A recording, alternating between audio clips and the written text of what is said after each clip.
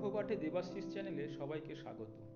আজকের গল্প লেখিকা শম্পা ভট্টাচার্যের উত্তরণ। বনগাঁ লোকাল ছাড়তে বেশ দেরি হচ্ছে। কোনো রকমে লেডিস কম্পার্টমেন্টে একটা সিট পেয়েছে সুজাতা। সেই আধ ঘন্টা আগে বাড়ি থেকে বের হয়ে সোজা সাইকেল চালিয়ে স্টেশন। কোনো রকমে মিথুনের দোকানে সাইকেল রেখে দৌড়ে টেনে ওঠে সুজাতা। রুমাল দিয়ে কপালের ঘাম মুছতে মুছতে কোনো রকমে সিট দখল। ব্যাস, নিশ্চিন্তি। রোজকার অভ্যাসে দাঁড়িয়ে গেছে এটা। সুজাতার কাছে এটা আর কোনো সমস্যা নয়। শিয়ালদা স্টেশন থেকে সোজা বাস ধরে একেবারে প্রিমিয়ার সিটি মল। 10টায় হাজিরা না দিলে ওই দিনের হাফ পাওনা কাটা যাবে। একটি বিশেষ প্রসাধনী ব্র্যান্ডের কাউন্টার সেলস গার্লের চাকরিটা মিলে যাওয়াতে সুজাতার পরিবারটি টিকে আছে।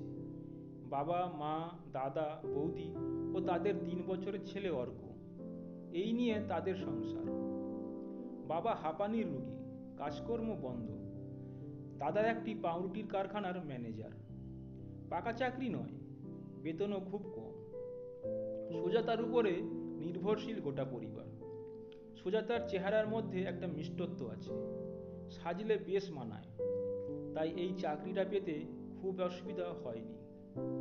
সকাল 7:30টায় বাড়ি থেকে বের হয়ে সারাদিনের এই ধকল। রাত্রে বাড়ি ফিরেই মা ও বৌদির হাতে যোগান দেওয়া। তারপর গভীর ঘুমে রাত পোহাতেই ভোর।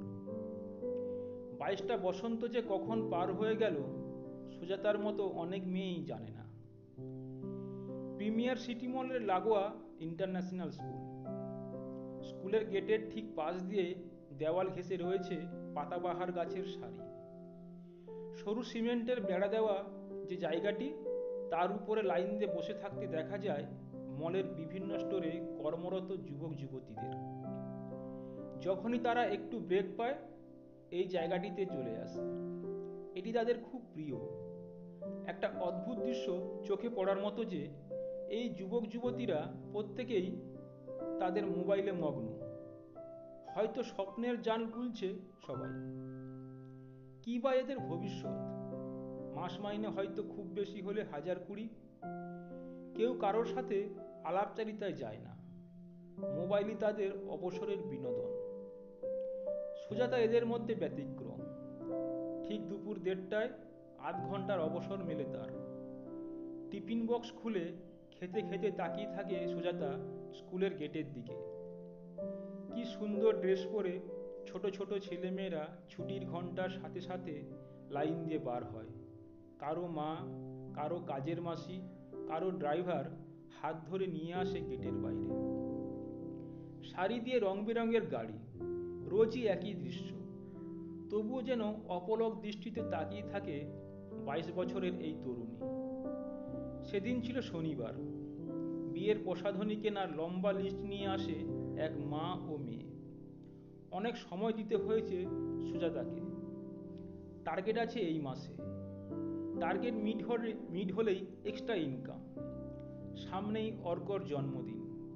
পিসিমণি হিসাবে একটা ভালো গিফট দিতে চায় সুজাতা। কাজকে ভালোবাসে সুজাতা। একটু এক্সট্রা ইনকাম করতে হলে আরও সময় দিতে হবে কাজে। টিফিন বক্স হাতে নিয়ে সোজা চলে আসে স্কুলের গেটের সামনে। ওই একই দৃশ্য। কি যে অমোঘ টান সুজাতার এই সময়টার জন্য। আশেপাশে মোবাইল হাতে ব্যস্ত কত তারই বয়সী যুবক যুবতী। খেয়ালই যেন থাকে না। তাছাড়া সবাইয়ের চোখ তো শুধু ওই মোবাইলের দিকে। টিফিন বক্স বন্ধ করে ব্যাগে ঢুকিয়ে মুখ তুলতেই চোখে পড়ল তার পাশের জায়গায় কখন একটি ছেলে কালো শার্ট ও কালো প্যান্ট পরে মাথাটা দুটো পায়ের মাঝখানে নিচু করে বসে আছে। এর কিন্তু হাতে মোবাইল নয়, মোবাইল বুক পকেটে। ছেলেটি সুজাতার দিকে এক পলক তাকিয়ে জিজ্ঞাসা করে, আপনি কি প্যান্টালুনসে? আমি শপার স্টপে। সুজাতা মিষ্টি হেসে বলে, কালো শার্ট আর কালো প্যান্ট দেখেই বুঝেছি। আচ্ছা আসি, আমার দেরি হয়ে যাবে। ছেলেটির নাম বিপ্লব। ও আর ওর দাদা কলকাতা এসেছে পূর্ব মেদিনীপুরের হালুর গ্রাম থেকে।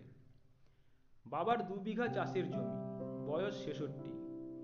কোনো ক্রমে 2 ছেলেকে হায়ার সেকেন্ডারি অবধি পড়াশোনা চালিয়েছেন। বিপ্লবের দাদা সুইগিতে কাজ করে, আর বিপ্লব প্রিমিয়ার সিটি মলের শপার স্টপের কাউন্টার সেলসে আছে। মাসের শেষে বাবার হাতে দুই ভাই টাকা তুলে দেয়। নিজেদের শখ আহ্লাদ মেটানোর জন্য কিছুই সেরকম থাকে না। মাস শেষে মেসের বিল মেটানো, সারা মাস যাতায়াত খরচা ও চা নাস্তা করতেই তো শেষ। ওই যে লাইন দিয়ে যুবক যুবতীরা যে মোবাইল ফোনে আঠার মতো চিপকে থাকে, এটাই তাদের বিনোদন, এটাই তাদের স্বপ্ন মেশিন। তাই পাশে কে বসলো, সে কি বলল, তার খেয়াল রাখার সময় নেই তাদের। বিপ্লব আর সুজাতা এখন বেশ বন্ধু। প্রায় 3 বছর হলো দুজনে দুজনকে চিনেছে। কোথাও একটা ভালো লাগার সুর তো বাজছে দুজনের মনেই। সুজাতা অনেকবার বিপ্লবকে বলেছে যে তার ওই ইন্টারন্যাশনাল স্কুলের ছুটির টাইমটা কি যে ভীষণ প্রিয়। মনের অন্তঃস্থলে যে স্বপ্নের বীজ বপন করেছে সুজাতা, সেটা কবে যে সত্যি হবে কে জানে। স্বপ্নভঙ্গ হয়ে যেতে দেখেছে সুজাতা তারই সহকর্মীদের মধ্যে। চারিদিক সামাল দিতে না পেরে তারা এক নতুন পথ খুঁজে নেয়। মলের আউটগেটের বাইরেই একটা বড় বটগাছ, তার নিচেই রয়েছে পান সিগারেটের দোকান ও একটা গরম তেলে ভাজা মুড়ির দোকান। বেশ কিছু তরুণকে আজকাল প্রায়ই দেখি এই বটতলায় দাঁড়িয়ে সিগারেটের ধোঁয়া ছাড়তে। এরা সবাই কিন্তু এই মলেই কোনো না কোনো স্টোরে কাজ করে। আগে আমাদের সময়ে প্রেসিডেন্সি বা যাদবপুরে এই দৃশ্য ছিল খুবই কমন, তবে ওটা ছিল বড়লোকের মেয়েদের আঁতলামি। কিন্তু এই বটতলার যে মেয়েদেরকে আজ ভীষণভাবে চোখে পড়ছে, তাদের ভিতরকার কাহিনী কেউ জানে না। কত কষ্ট, কত জ্বালা, কত স্বপ্নভঙ্গ এই সিগারেটের ধোঁয়ায় উড়িয়ে দিতে চায় ওরা। সুজাতা কিন্তু এর ব্যতিক্রম। ও কিছুতেই হার মানবে না, স্বপ্ন পূরণ হবেই বলে তার ধারণা। আর বিপ্লবের সাথে এই বছরের মেলামেশায় কোথাও যেন একটা সাহায্যের হাত বাড়ানো দেখতে পায় সুজাতা। বছর দুয়েক হলো তাদের বিয়ে হয়েছে। এর মধ্যে দুজনেরই প্রমোশন হয়েছে, দুজনেরই মাইনে বেশ খানিকটা বেড়েছে। দুজনেই দুজনের হাত শক্ত করার চেষ্টা চালিয়ে যাচ্ছে। ফুটফুটে একটি কন্যা সন্তানের পিতামাতা বিপ্লব ও সুজাতা। যে স্বপ্নের জাল সুজাতা এতদিন বুনেছে, তা কি সফল হতে চলেছে? অক্টোবর মাস, পুজোর ঠিক পরেই সেই দুপুরবেলা ঠিক 1:30 বাজে। স্কুলের গেটের সামনে সিকিউরিটি চেক পয়েন্ট ছাড়িয়ে সুজাতা চলে আসে মেন বিল্ডিংয়ের নোটিশ বোর্ডের সামনে। আজ প্রি প্রাইমারির অ্যাডমিশন লিস্ট বার হয়েছে। কাঁপা কাঁপা হাতে এক এক করে নাম দেখতে দেখতে চোখে আটকে গেল সম্পূর্ণা ব্যানার্জি। দু চোখে জল গড়িয়ে পড়ছে সুজাতার। দু চোখ বুজে দেখতে পাচ্ছে ছোট ছোট পায়ে স্কুলের গেটের দিকে এগিয়ে আসছে সুজাতার উত্তরণ সম্পূর্ণা ব্যানার্জির। ভিডিওটি দেখার জন্য অসংখ্য ধন্যবাদ। গল্পটি যদি ভালো লেগে থাকে তাহলে একটি লাইক করে দেবেন, কমেন্ট ও শেয়ার করবেন এবং চ্যানেলটি সাবস্ক্রাইব করে পাশে থাকবেন। নমস্কার।